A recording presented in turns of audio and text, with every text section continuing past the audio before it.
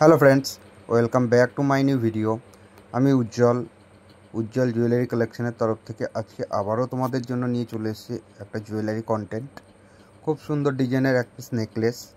কী করে নেকলেসটা তৈরি হচ্ছে তার সম্পূর্ণ ভিডিও রয়েছে এখানে।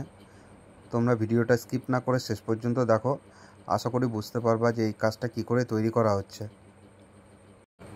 যারা ভিডিওটা ফেসবুক থেকে দেখছো তারা যদি আমার ফেসবুক প্রোফাইলে নতুন হয়ে থাকো তাহলে অবশ্যই আমার ফেসবুক প্রোফাইলটিকে ফলো করে নাও। আর যারা ইউটিউব থেকে ভিডিওটা দেখছো তারা যদি নতুন হয়ে থাকো তাহলে অবশ্যই আমার চ্যানেলটিকে সাবস্ক্রাইব করে নাও। তো চলো কাজটা কি করে করছি দেখা যাক। যে ফুলগুলো আমি এখন বসাচ্ছি সেই ফুলগুলো আমি আগেই তৈরি করে নিয়েছিলাম, নইলে ভিডিওটা অনেক বড় হয়ে যেত।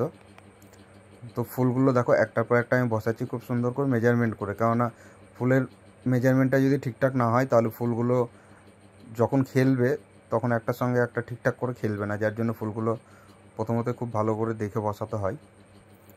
আর অনেকে আমাকে কমেন্ট করে জিজ্ঞেস করে যে আমি দাদা নেকলেসের ওপরের যে চেনটা রয়েছে চেনটা কয় ইঞ্চি করে কাটি। তো তাদের জন্য আমি বলে রাখি আমি নেকলেসের চেনগুলো বেশিরভাগই 8 ইঞ্চি করেই কাটি। 8 ইঞ্চি নেকলেসের চেনটা কাটলে নেকলেসের যে স্ট্রাকচারটা খুব সুন্দর আসে। তোমরা যারা কম বেশি চেন কাটো তারা একবার ট্রাই করে দেখতে পারো, আমার মনে হয় খুব ভালো একটা স্ট্রাকচার চলে আসবে।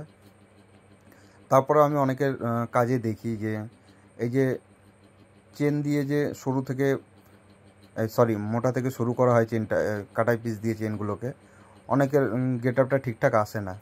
তো তাদের জন্য আমি একটু বলবো যে তোমরা ট্রাই করবা যে কাটাই পিসটা যখন মোটা থেকে শুরু হচ্ছে একদম শুরু করে দিবা না বা একদম মোটা রাখবা না, আস্তে আস্তে শুরু করবা, তাহলে স্ট্রাকচারটা খুব সুন্দর আসে। আমি সবগুলো কাজেই চেষ্টা করি সেইভাবেই করার।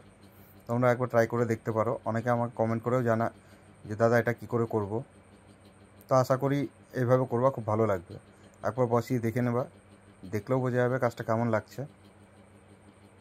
তো এইভাবে বসালে স্ট্রাকচারটা খুব সুন্দর হয়। আমি যে কোনো কাজ করার আগে একবার করে বসিয়ে চেক করে দেখে নিই, তারপর আবার ফুলগুলো ঠিকঠাক করে মেজারমেন্ট করে আমি বসিয়ে নিলাম।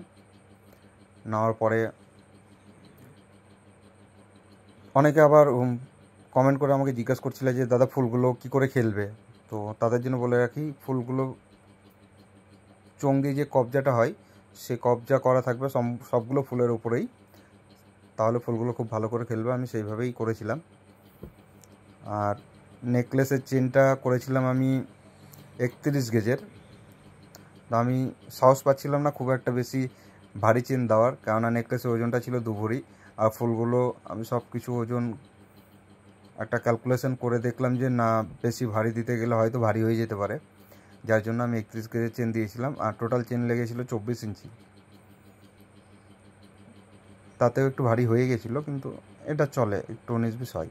আর যারা আমার ভিডিওটা দেখছো তাদেরকে বলে রাখি, কেউ যদি 2 ভরির মধ্যে কোনো নেকলেস দেখতে চাও তাহলে আমি বলবো এই নেকলেসটা খুব সুন্দর একটা ডিজাইন। যদি ভালো লেগে থাকে এই নেকলেসটা তোমরা ট্রাই করতে পারো, আশা করি তোমাদের খুব ভালোও লাগবে।